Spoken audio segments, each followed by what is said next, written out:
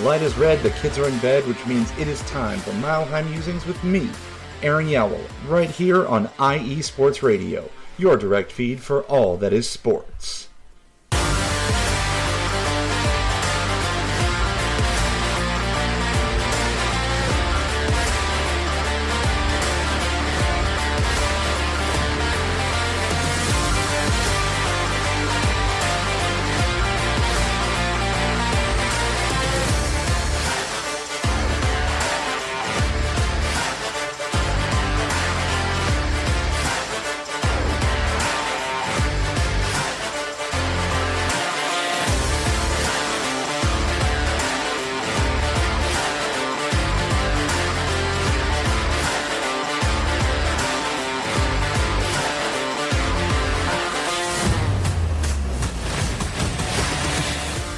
What's good, sports fans? It's your boy Aaron Yowell, and you are checking in live with Mile High Musings here on IE Sports Radio, your direct feed for all that is sports. It is episode 31, Twas the night before, and we're going to get right into it. Thanks for being patient as I jump on late. It is about a half hour later than I wanted to be. I had to pick up my mom from the airport, and her flight ran late, and also, Avs Stars tonight, big Central Division clash. Avs getting currently outshot 10-2, but got the one in the column that matters the most, currently leading 1-0. But we are here. I hope you all had a fantastic week. And actually tonight is Twas the night before quite a few things. We've got solar eclipse happening tomorrow. And where I live, where my family and I live, is in the path of totality. So that's going to be buck wild. And my 6-year-old is going to get wild for that. But 'twas the night before the national championship. And it is one of my most favorite nights of the year. It's a big Yowell tradition that we kind of stop down what we're doing. We always order wings, and no matter who's playing, whether we have a dog in the fight or not, pun definitely intended, we watch the game. But before we get to it, ladies and gentlemen, boys and girls, sports fans of all ages, it is time we ascend to the top of the peak and breathe in that rarefied mountain air as I bring you sports takes a mile above the rest. On tonight's show, we're going to talk about the Rockies at home, the approach heading into the playoffs for both the Avs and the Nuggets, and finally, how I believe April is an S-tier sports month because of all of the things that we have going on. But before we get to all that and the good, let's handle some business. For the last 9 years, IE Sports Radio has been bringing you amazing content ranging from interviewing legendary athletes, coaches, and other authorized media personnel to building tailor-made shows dedicated to all major sports cities around the country. Make sure to follow us at IE Sports Radio on Twitter, Instagram, Facebook, and TikTok to keep up with the latest in sports and with our shows. Also, make sure to check out our daily updated website, iesportsradio.com. At iesportsradio.com, you can see our daily show schedule and all of our show pages with personal bios and the podcast feed for each individual show, including this one, Mile High Musings. Check out the show page at iesportsradio.com/Mile High Musings. In addition to our show pages, you can catch the IE Sports Radio blog, Hall of Fame, Fans of the Month page, and our merchandise shop, including t-shirts, tank tops, caps, long sleeve shirts, hoodies, and so much more. For nearly a decade here at IE Sports Radio, we've continued to be by the fans and for the fans, and we thank each and every one of you for all of your support and for making IE Sports Radio your direct feed for all that is sports. What's good, sports fans? It's your boy Aaron Yowell from Mile High Musings here on IE Sports Radio, your direct feed for all that is sports, and I am super excited to tell you about a new sponsor on the network, Planet Jerky Premium Brisket Beef Jerky. Planet Jerky is the official jerky of the 2022 California League champion Lake Elsinore Storm's Single A affiliate of the San Diego Padres. This all-brisket beef jerky offers gluten-free options, contains no MSG, no sodium nitrate, is low in sugar, and high in protein. That's my favorite part. This is some of the best beef jerky you can get your hands on. Check them out online, planetjerky.com. Once again, a huge shout out to our sponsor, Planet Jerky, Premium Brisket Beef Jerky, the jerky that is on a whole other planet. Let's get into segment one, ladies and gentlemen, here on Mile High Musings on IE Sports Radio, your direct feed for all that is sports. Let's talk about the Rockies and their week in review. Well, it's not great because it's the Rockies. Monday, a 5-0 loss at the Cubs. Not much to this one. The Cubs manufactured runs in the 6th and the 7th to beat the Rockies. Charlie Baseball, Brendan Rodgers, and Ryan McMahon were the only Rockies with hits. Tuesday was a lot worse. 12-2, loss to the Cubs. It was awful. Cubs were out to a 10-0 lead before the Rockies decided they wanted to try the whole let's cross home plate and see what that's all about. Michael Toglia hit a 2-run homer in the 7th, but as I said before, the game was well out of hand by that point. K-Free gave up 7 earned runs. He was terrible on opening day and terrible on Tuesday. He's the first lefty to give up a butt-ton of runs in their first 2 starts since the 1920s, I believe, and I'm not even joking. It was that bad. Wednesday, well, it was a lot closer. The Rockies only lost by 1. It was a 9-8 loss. And the Cubbies broke out the brooms, boys and girls. Chicago got out to a 5-0 lead, but the Rockies tried to rally late, tying it up 8-8 in the 8th. That's fun to say. But Chicago would score the game-winning run in the bottom of the 8th to finish it off. Charlie Blackmon was 3 for 5 on the day, so Charlie Baseball doing what he does. One of my favorite Rockies of all times. He's probably not on the Colorado Rockies Mount Rushmore, but he is on Aaron's Mount Rushmore for Colorado Rockies for sure.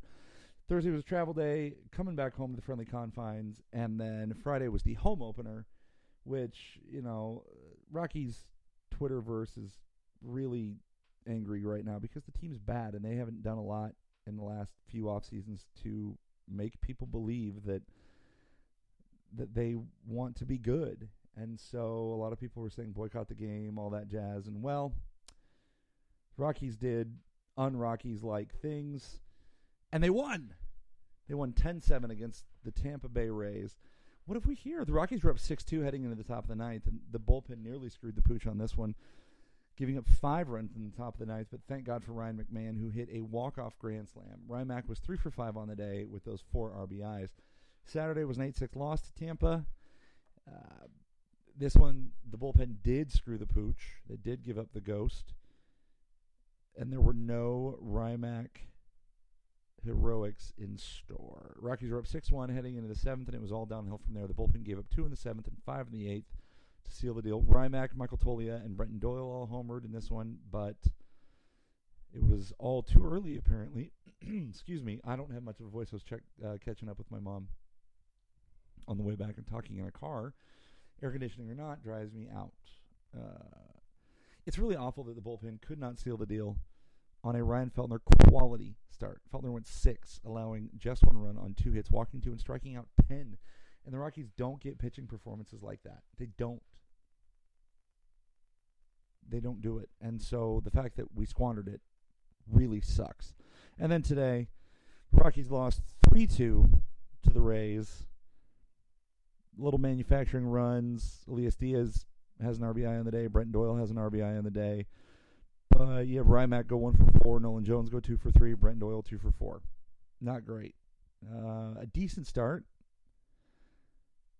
A decent start for Dakota Hudson in this one. Pitched 6. Gave up 3. All 3 of them, I guess. 4 Ks, but it's not like he let a lot go. The Rockies just didn't have the bats. So, next week, 3 at home against Arizona, and then 3 on the road in Toronto. Skipper is headed out to the mound, so we are going to take a break. And on the other side, the champs. You're listening to Mile High Musings here on IE Sports Radio, your direct feed for all that is sports.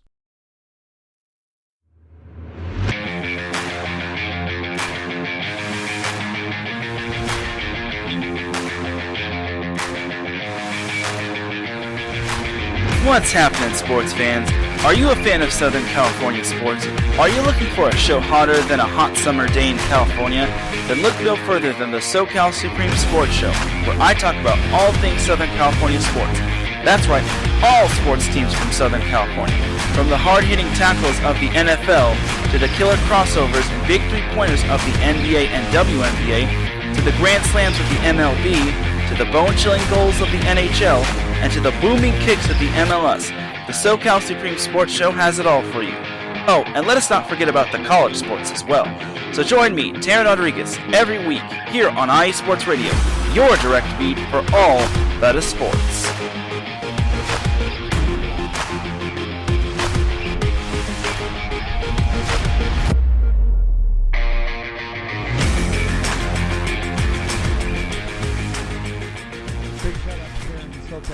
Sports Show. Check it out.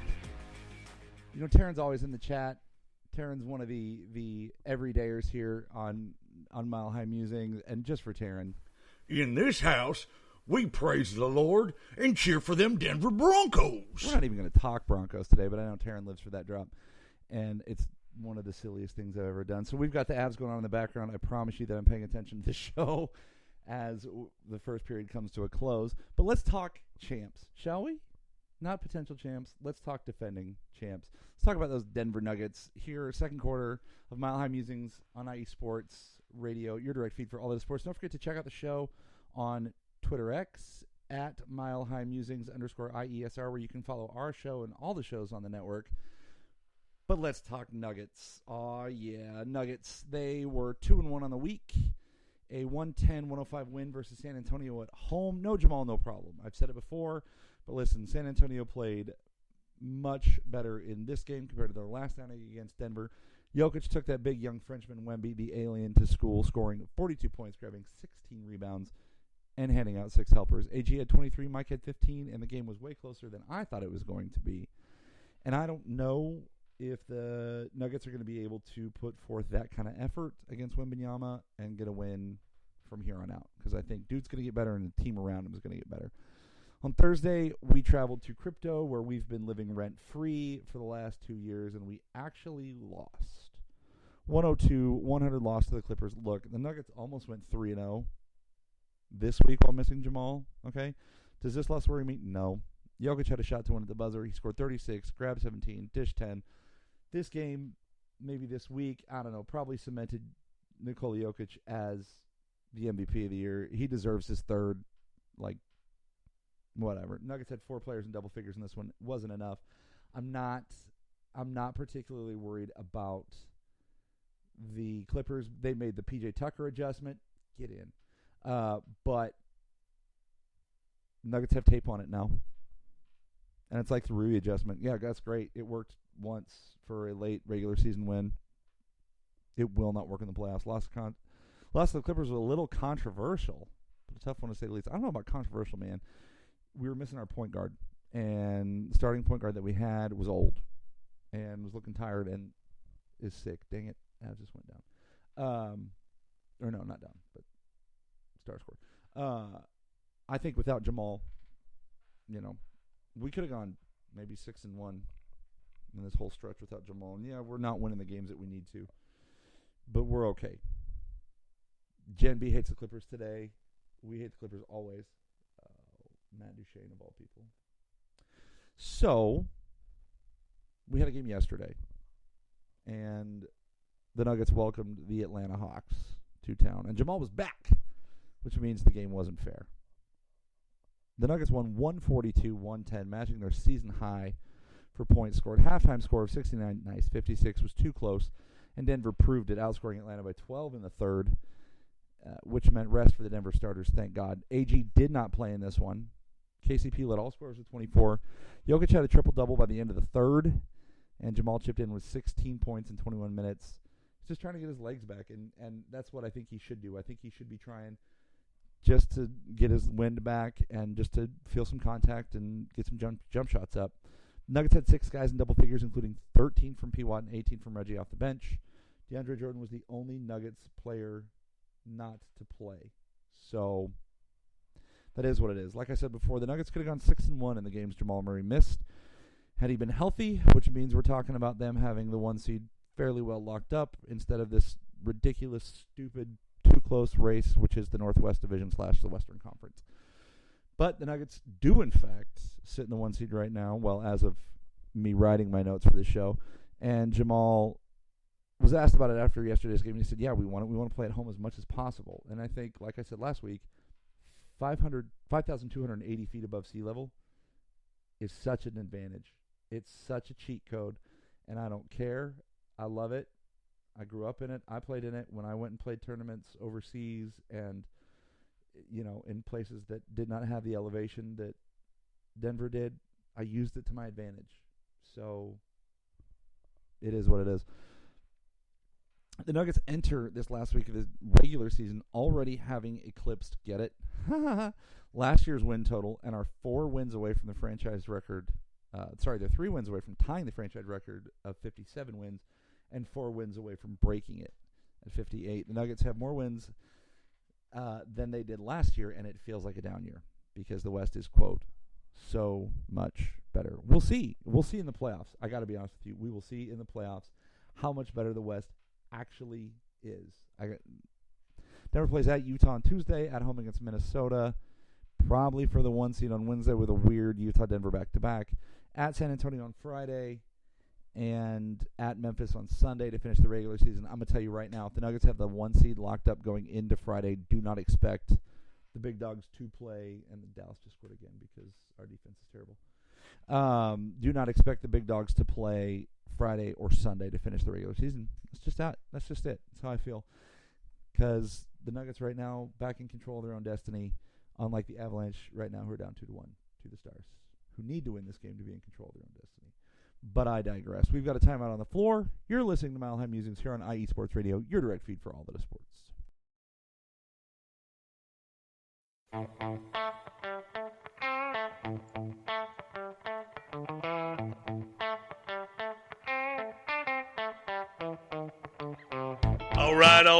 right.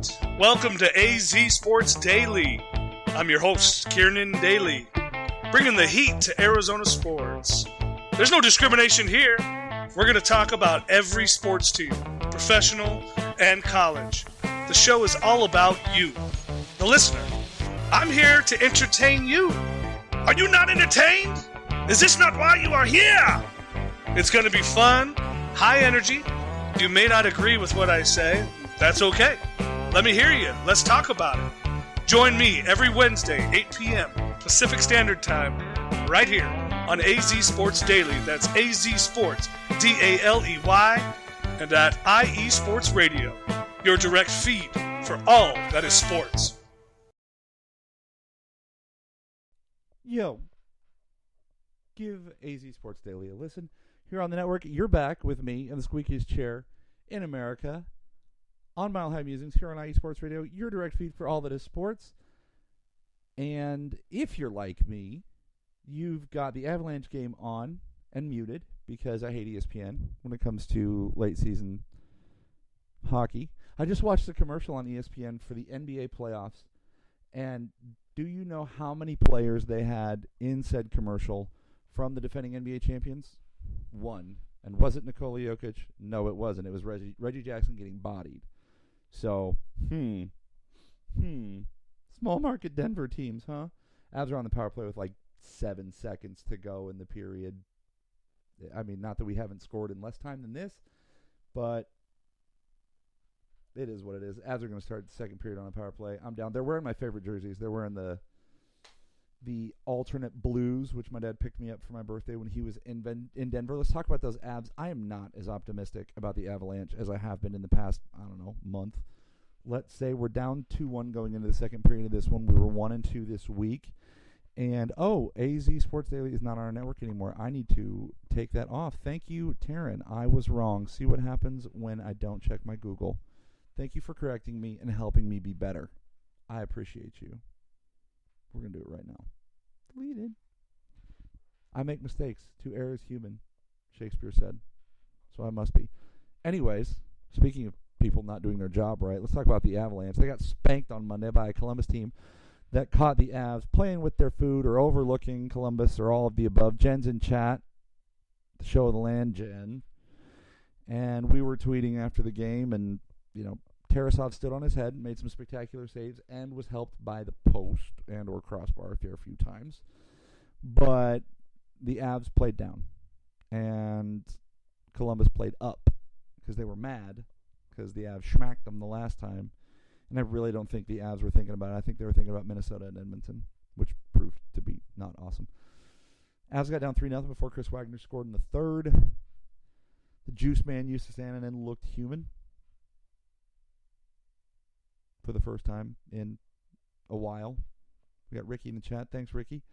And the Avs ended up losing 4-1, and it was kind of ugly. So that was Monday. A couple days off Thursday. We're in Minnesota to play division rival, the Wild. And the Wild were, they got caught in the headlights of that runaway freight train, which is what I said about Jen's Columbus Blue Jackets the last time the Avs played the Blue Jackets. In pure bounce-back fashion, Justus Annunen made 44 saves on 45 shots. Artturi Lehkonen opened the scoring in the first. McKinnon had a goal and 2 assists. Drouin had the reverse of Max Knight with 2 goals and an assist. Mikko scored the empty netter to give him 40 on the season. He becomes the 77th Avalanche player in franchise history, Avalanche Nordiques history, to record back-to-back 40-goal seasons. Avs win 5-2. And then the stupid schedule makers got their way. They wanted McDavid and McKinnon in Hockey Night in Canada, and they got it. The Avs had to fly up to Edmonton and play the Oilers on the very next night. Seemed like a scheduled loss because I will tell you that the Avs looked hella disinterested. The Oil won 6-2. Mikko was literally knocked out of this game on it was a questionable hit. I don't think it was that dirty. I think Mikko just didn't have his head up and got caught in the crossfire. Drouin scored again, continuing his scoring flurry with a goal in the first, and Ross Colton got on the board in the first as well, but that was all she wrote for the Burgundy and Blue. Avs lose 6-2, and Georgie took the L. Look, Georgie's playing right now. He's already given up 2. Georgie looks like he's got the goalie version of the Yips, and I know the Avs had to start him tonight because they've got to get him against playoff-caliber teams, and they've got to get him right. He's letting emotions get the best of him. The game against Nashville, he got emotional, flung a puck into the stands. He got yanked after that. Juice shut the door. He's even been demonstrative in practice. There were lots of clips tweeted out today. It was either morning skate or practice where he's getting demonstrative because he's getting beat. Now, the Avs are good, so you get beat by the Avs, whatever. But welcome to my concern for the Avalanche. I don't trust Georgie right now. I don't trust Georgie, period, and I don't trust Juice in the playoffs. It's easy for me to say this right now, again, sitting in the squeakiest chair in America, but our goaltending is our Achilles heel. I'm watching it unfold literally in front of me. He gets beat by Matt Duchene, and our defense needs to tighten it up because the defense was actually part of the problem on that one. Defense gave it away, and Duchene scored. But then he gets beat by a chip. And if Georgie doesn't figure it the hell out, he's going to be listed as our number 2 going into next year, or C-Mac and Joe might actually have to move on from him. Seriously. We're going quick. We're going short tonight because I was late, and I always say quality over quantity. But we're going to take... Oh, wait, no, we're not. We're not going to take our break yet. We're still going to talk Avs. I'm getting ahead of myself. So we're playing right now against Dallas.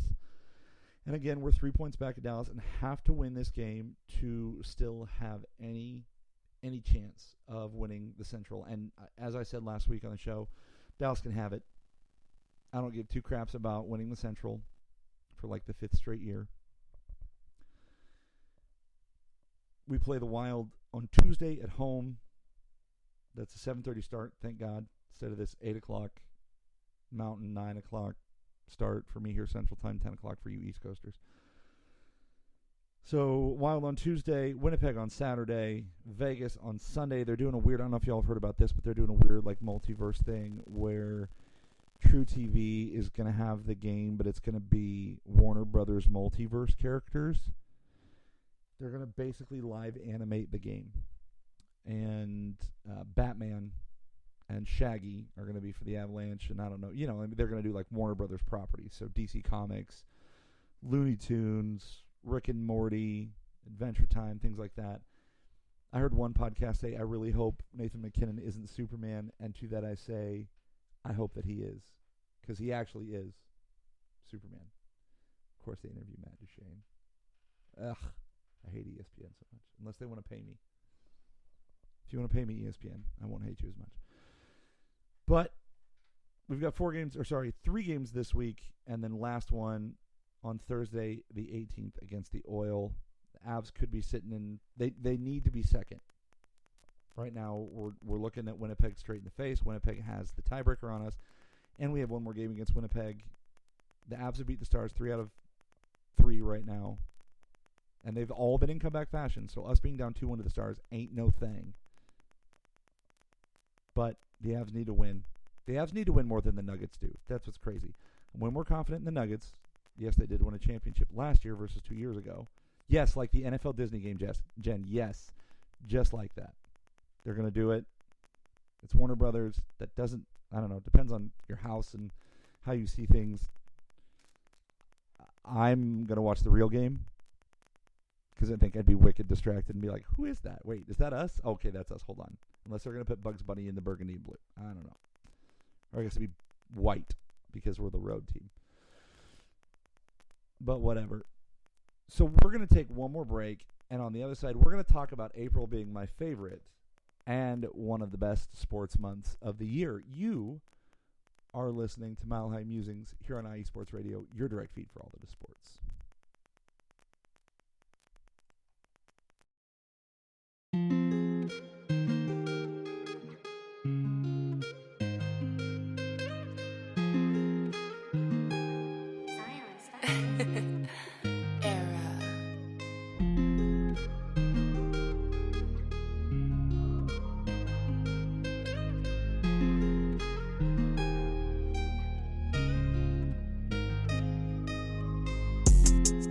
What's good, everyone? It's Drewski, the host of Heart of Texas Sports on IE Sports Radio, your direct feed for all that is sports. On this station, we cover everything in the Dallas-Fort Worth, Texas area. From where we cover the Dallas Cowboys, the Dallas Stars, Dallas Mavericks, Dallas Wings, Texas Rangers, TCU, SMU, we cover it all right here every Wednesdays from 9 to 10 p.m. Central Time. Make sure you stay live with me on the Heart of Texas Sports on IE Sports Radio, your direct feed for all that is sports.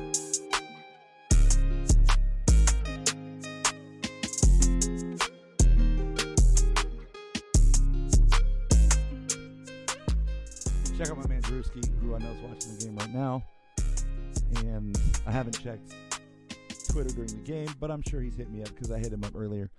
So for our crunch time segment, I want to propose to you that April is one of maybe 2 S-tier months of sports in the calendar year. And here's why. Let me present my case to you. Wow, the Stars have 105, are they saying, with results today? See, this is why ESPN makes me mad, because they're already taking the results of tonight as it stands, as if the Avs are going to lose. And I don't know that they... Oh, no, they do have 105 points. I'm a dingus. Look at the standings, old boy. So, April is an S-tier sports month. Here's why. You have the men's and women's Final Four. Start there. Tomorrow night, Wingstop and my couch. That's what's up. Super pumped about it. It's a big tradition for us. We were talking about wings on the way home from the airport today. About what are we going to get? When can I order it? Who's going to pick it up? Because we got this whole total eclipse thing, and like I'm trying not to have any of my family on the road during the darkness. It's a great day for me to work from home and to keep the girls home, honestly. You've also got the NCAA Frozen Four and those DU Pios playing next week in said Frozen Four. You've got baseball in full swing. You've